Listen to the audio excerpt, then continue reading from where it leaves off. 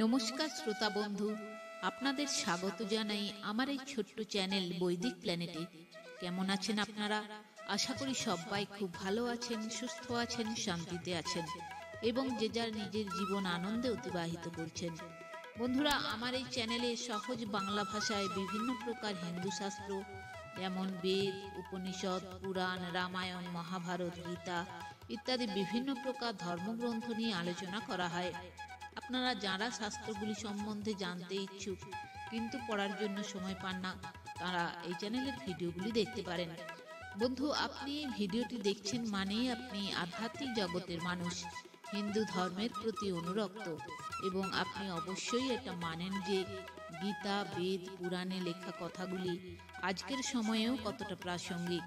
পুরাণ গ্রন্থে কথিত আছে যে ব্যক্তির বাড়িতে প্রত্যহ বেদ, পুরাণ, গীতা, রামায়ণ অথবা মহাভারত ইত্যাদি পাঠ হয়, সেই সাধুজনের সমস্ত দুরবস্থা কেটে যায়, তার মনের সকল ইচ্ছা পূরণ হয়। তাই বন্ধুরা, আপনাদের কাছে অনুরোধ, ভিডিওটি স্কিপ না করে অবশ্যই পুরো ভিডিওটি শুনবেন এবং কমেন্টে অবশ্যই আপনার মূল্যবান মতামত জানাবেন এবং চ্যানেলটি অবশ্যই সাবস্ক্রাইব করে রাখবেন এই ধরনের আরও নতুন নতুন ভিডিও পাওয়ার জন্য। তো বন্ধুরা, আজকে আপনারা শুনবেন বৃহৎ নারদীয় পুরাণ থেকে ঋষিপত্নী কর্তৃক সৌদাসকে অভিশাপ প্রদান এবং সোমদত্তের রাক্ষসজনী প্রাপ্তির বিবরণ। তো আসুন শুরু করা যাক। কত না বিনয় করে মুনির গৃহিণী, নয়নের নীরে ভাসে দ্বিজের রমণী। দয়া নাহি হয় তবু রাজার অন্তরে, বিচিত্র ধাতার লীলা কে বলিতে পারে। যথা মৃগ শিশু খায় ব্যাঘ্রেতে যেমন, সেরূপে মুনিরে রাজা করিল ভক্ষণ। নির্দয় নিষ্ঠুর সেই রাক্ষস ভূপতি, ভক্ষণ করিল দ্বিজে অতি দ্রুত গতি। তাহা হেরি বিপ্রপত্নী করেন রোদন, কত যে করিল স্তব সব অকারণ। জ্বলিল ক্রোধের অগ্নিসতীর অন্তরে, নেত্রমুদি জ্ঞাত হন সব পরাপরে। নৃপতির শাপ মুক্ত হবে দ্রুত গতি, জানিলেন ধ্যান যোগে তাহা সেই সতী। তাহা বুঝি মনে পত্নী কহিল তখন, শোনো তবে মোর বাক্য নিষ্ঠুর রাজন। যেমন পতিরে লয়ে মৈথুনের কালে, বধ করি তারে সুখে ভোজন করিলে। সেই রূপ তব দশা হবে সংঘটন, সতীর বচন কভু না হবে খণ্ডন। এত বলি পুনঃক্রোধে হয়ে নিমগন, মুনিপত্নী কহিলেন শুনো দুরাত্মন।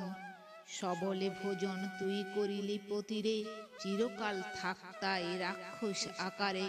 সাপের মোচন তোর না হবে কখন, অমর বচন মোর কে করে খণ্ডন।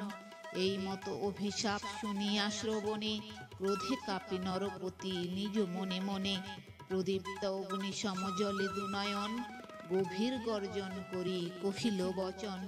শোন শোন দ্বিজ পত্নী বচন আমার, দুটো সাপ দিলি মোরে এ কোন বিচার। একটি মাত্র অপরাধ করিয়াছি আমি, দুটি সাপ দিলি কেন বল তবে শুনি। এক দোষে দুই সাপ দিলি রে যেমন, তাহার উচিত ফল ভুঞ্জ এইক্ষণ। পুত্র সহ অদ্য হতে তুই নরাধমে, পিশাচ হইয়া থাক আমার বচনে। যখনই সে অভিশাপ করিল বর্ষণ, অমনি তাহার ফল হইল দর্শন। পুত্র সহ তখন সে বিপ্রের গৃহিণী, অবশ্য পাইলে পৈশাচিক যোনি। তার কিছুক্ষণ পরে জঠর অনল, শতগুণে বৃদ্ধি পায় অতীব ভয়াল। অচ্চরবে ব্রাহ্মণী করিছে রোদন, কার সাধ্য তার পাশে করে আগমন। এরূপে রাক্ষস আর পিশাচ দুজনে, চিৎকার করিয়া ভ্রমে বন হতে বনে। পরে নর্মদার তীরে করে আগমন, বটবৃক্ষ তলে আসি বসে দুইজন। রাক্ষস থাকিত এক সেই বৃক্ষ পরে, গুরু সাপে সেই জন দহিছে অন্তরে। গুরুরে অবজ্ঞা করি সেই অভাজন, হয়েছে রাক্ষস জনি দৈবের লিখন। রাক্ষস পিশাচি দোহে গেল সেই স্থানে, বৃক্ষস্থ রাক্ষস তাহা হেরিল নয়নে। থাকিয়া বৃক্ষেতে সেই জিজ্ঞাসিল পরে, কেন বলো কে তোমরা এলে এই পুরে। তোমা দুইজনে হেরি আমার সমান, কেন তব হেন দশা কহ মম স্থান। হেন কি বা পাপ করিলে তোমরা দুজনে, সেই পাপে হেন দশা বিধি বিড়ম্বনে। কহ সব বার্তা এবে আমার সদন, মিথ্যা না বলিয়া কহ স্বরূপ বচন। রাক্ষসের কথা শুনি সৌদাস নৃপতি, বিবরিয়া কহে সব নিজের ভারতী। পরে সেই বিপ্র নারী বিষাদিতা মনে, বলিল সকল কথা রাক্ষস সদনে। দুজনের কথা শুনি রাক্ষস তখন, দীর্ঘশ্বাস ত্যাজি মৌন কর এ ধারণ। ফেরিয়া সৌদাস কহে শুনো মহাশয়, তোমার কাহিনী শুনি মনে ইচ্ছা হয়। তব দশা কি কারণে হইল এমন, বিবরিয়া সব কথা বলহ এখন। শুনিব তোমার কথা বাসনা মনেতে, সঠতা না করি সব কহ সত্য মতে। আজি হতে তুমি মোর হও বন্ধুজন, বন্ধু শনে সদাচার করহ এখন। বন্ধু শনে যেই জন প্রতারণা করে, সেই জন মহাপাপে অবশ্যই হেরে। দারুণ যাতনা পায় সেই নরাধম, কোটি যুগ হয় সেই নিরয়ে পতন। বন্ধুর সহিত দেখা যদি কভু হয়, শোক দুঃখ যাতনা দি সব পাপ ক্ষয়। পরম আনন্দ জন্মে অন্তর মাঝারে, এই সত্য কথা সব শাস্ত্রেতে ফুকারে। বঞ্চনা করো না কভু বন্ধুর সদন, শাস্ত্রের বচন যাহা শুনো মহাত্মন। অদৃষ্ট বশেতে দশা মানবের হয়, কভু সুখী কভু দুঃখী যেন মহাশয়। বন্ধুর সহিত যদি হয় দর্শন, যত সব গুপ্ত কথা করিবে বর্ণন। বন্ধুর সহিত যেই করে প্রতারণা, কভু নাহি পূর্ণ হয় তাহার কামনা। কত যে দুর্গতি তার না হয় বর্ণন, অন্তকালে নরকেতে কর এ গমন। অতএব কহ বন্ধু সত্য যাহা হয়, শুনিলে আনন্দ পাই মন শান্তি রয়। কহিলেন মুনিগণে সুত মহামতি, তারপর শুনো সবে অপূর্ব ভারতী। সৌদাস বন্ধুর বাক্য করিয়া শ্রবণ, বৃক্ষস্থ রাক্ষস হয় অতি হৃষ্ট মন।